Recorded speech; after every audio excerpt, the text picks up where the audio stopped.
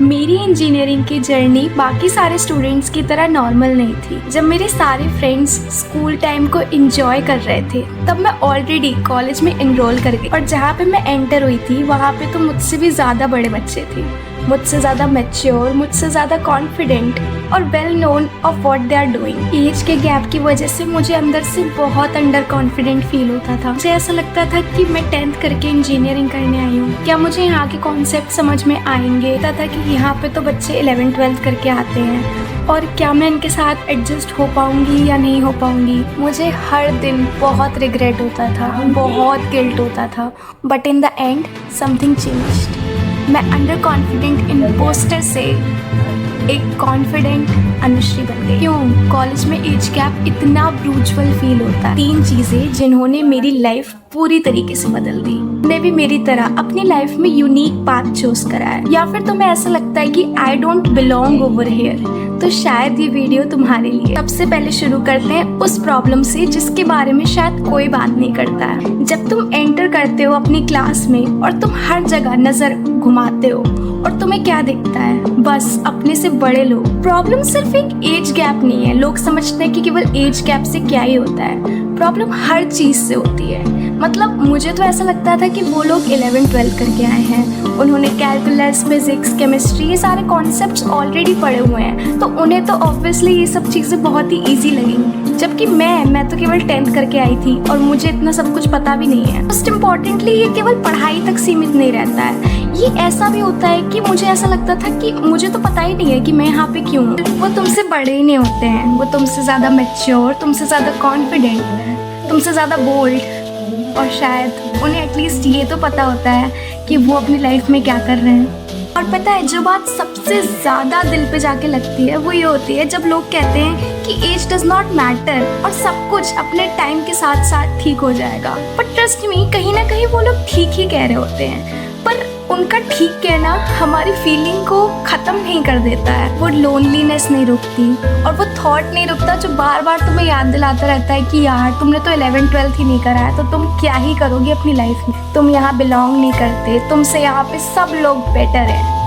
इसी फीलिंग को impostor syndrome कहते हैं। और पता है अपने फर्स्ट ईयर में तो सबसे ज़्यादा मैंने ये फीलिंग खुद फील करी है, लेकिन सेकेंड ईयर थोड़ा अलग था।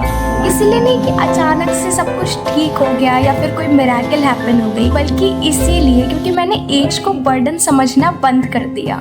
इतना ओवरथिंक करने के बाद मैंने इतना तो डिसाइड कर लिया था कि चाहे जो कुछ भी हो, चाहे कोई कितनी भी स्पीड से क्यों ना जा रहा हो, मुझे बस अपना बेस्ट देना है। और ताकि कि मैं जब टर्न बैक करूँ ना तो मुझे रिग्रेट ना हो इस बात का कि काश मैं थोड़ा और कर देती तो शायद ये हो जाता। तो कल वो पुरानी वाली अनुश्री थी और आज हूँ मैं जो अपने जूनियर्स को इतना गाइड करती हूँ। वो सारे जूनियर्स जो कि मेरी तरह स्ट्रगल फेस कर रहे हैं इतनी जल्दी कॉलेज में एंटर करके, उन सबको समझाती हूँ कि ये सब नॉर्मल है, इट्स ओके, और कैसे कैसे पेस को मेंटेन करना है। एज गैप कभी ख़त्म नहीं हुआ। मेरे क्लासमेट्स मुझसे आज भी बड़े हैं और ना ही एकेडमिक गैप कभी कम हुआ, लेकिन बस मेरा उसको डील करने का तरीका जो था ना वो ज़रूर बदल गया। और शायद उसी तरीके को बदलने की वजह से आज मैं यहाँ पे कुछ कह पा रही हूँ। अगर तुमने ये चीज़ फील करी तो शायद तुम मेरी सिचुएशन में बिल्कुल मेरी तरह थे और तुम्हें शायद ये 3 चीज़ें हेल्प करी। सबसे पहली चीज़, टाइमलाइन से प्रोग्रेस को मेजर करना बंद कर दो, जैसे कि हमेशा मैं करती थी। हमेशा अपने क्लासमेट से खुद को कंपेयर करना कि मैं शायद छोटी हूँ इन लोगों से, मैं शायद उतना बेटर ना कर पाऊँ जितना ये लोग करते हैं, ये मुझसे बहुत कॉन्फिडेंट हैं, बोल्ड हैं। ये सब करना बंद कर दो। अपनी जर्नी पे फोकस करो, अपने फेस पे फोकस करो, और trust me it's going to help you a lot. Second and most important thing, अपने लोगों को ढूंढो। जैसे कि हर किसी के पास होते हैं 1000 लोग, ऐसे 1000 लोग नहीं, केवल गिने चुने शायद तुम्हें मिल जाए 2 या 3 लोग, या शायद कोई एक इंसान ही मिल जाए जो तुम्हें समझे, तुम्हें समझाए, तुम्हें जज ना करे।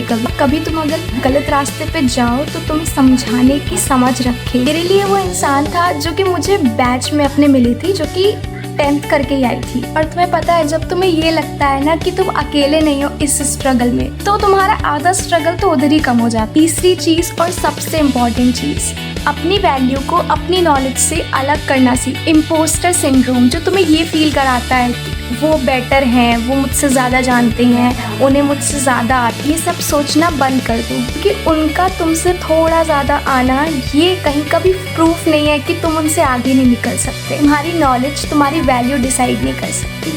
तुम्हारी वैल्यू तब डिसाइड होती है जब तुम खुद से बेटर बनना सीखते हो। सबसे इम्पॉर्टेंट चीज़ कि तुमने कितनी बार अपने आप को संभाला है जब कोई भी नहीं था तुम्हारे आसपास, पर तुम अकेले थे और तुमने खुद को संभाला। जो चीज़ मैंने करी और आज देखो मैं कितनी कॉन्फिडेंट और तुम्हें आज गाइड कर रही हूँ। तुम्हें पता है, अगर मेरे पास एक चांस होता कि मैं अपने यंगर सेल्फ के पास जाकर उसको 2 बातें बोल सकती ना, तो मैं पक्का ये बात कहती it's okay to feel this way. हम सबको ऐसा फील होता है और इसमें कुछ बुरा नहीं है, पर कभी भी ना अपने आप पे डाउट मत करना। कभी भी तुम्हारी जर्नी जो तुम्हारी है उस पे कभी डाउट मत करना, because you can see only a part of that, but when you see the bigger picture of that then you realize कि कितना ज़रूरी था ये सब होना। अगर ये सब नहीं हुआ होता तो जो आज हो रहा है वो शायद कभी भी नहीं होता। भले ही अभी ये लग रहा हो कि ये गलत है, तुम्हें बहुत रिग्रेट हो रहा है, तुम्हें बहुत गिल्ट हो रहा है अपने अंदर, but trust me, trust the process, because it is very important for your strength, for your, मतलब बहुत इंपॉर्टेंट है। मेरे साथ हुआ, ये कोई मिरेकल नहीं थी या फिर कोई एक्स्ट्रा ऑर्डिनरी या एक्सेप्शनल स्टूडेंट जिसके साथ ऐसा हुआ। मैं ऐसी कोई स्टूडेंट नहीं हूँ। एक ऐसे स्टूडेंट की स्ट्रगल है जो बहुत कंफ्यूज्ड था और बहुत लॉस्ट था और गिल्ट और रिग्रेट के ट्रैप में फंसा हुआ था, लेकिन उसने समझा चीज़ों को और कभी गिव अप नहीं करा। पर शायद तुम भी बिल्कुल ऐसा ही फील कर रहे हो। मेरी एक बात मान लो, तुम इस सिचुएशन से डील कर लोगे और बहुत आराम से, और इसके लिए तुम्हें कोई जीनियस होने की ज़रूरत नहीं है। तुम्हें बस खुद से ऑनेस्ट होना और खुद के साथ थोड़ा टाइम स्पेंड करना पड़ेगा। एक्सेप्ट करना पड़ेगा कि तुम जहाँ अभी हो वही तुम्हारी रियलिटी है। बात पे मेरी ट्रस्ट कर लो। आफ्टर सम ईयर्स जब तुम टर्न बैक करोगे और वापस अपनी जर्नी को देखोगे, तब तुम्हें रियलाइज़ होगा कि कितना ज़रूरी था ये सब होना। और अगर ये नहीं हुआ होता तो आज जहाँ पर हो तुम कभी भी नहीं होते। Trust the process, trust this journey. Age gap हमेशा रहेगा, कुछ लोग तुमसे हमेशा बड़े रहेंगे, लेकिन एक बात हमेशा याद रखो, एज गैप रियलिटी हो सकता है लेकिन तुम्हारी आइडेंटिटी नहीं। तुम ये समझ जाते हो तो सब कुछ बदल जाता है। तो ये थी एज गैप की ब्रूचुअल फीलिंग। अगर आपको पसंद आई हो so you can like, comment, share and subscribe. And next video किस पे लानी है can comment. And I hope आपको मेरी जर्नी अच्छी लगी होगी एंड आपको कुछ सीखने को मिला होगा of course. So we will meet in our next video. तब तक के लिए take care. Most importantly, don't feel under confident. तुम सब कुछ कर लोगे, बस अपने आप पे भरोसा रखो। बाय।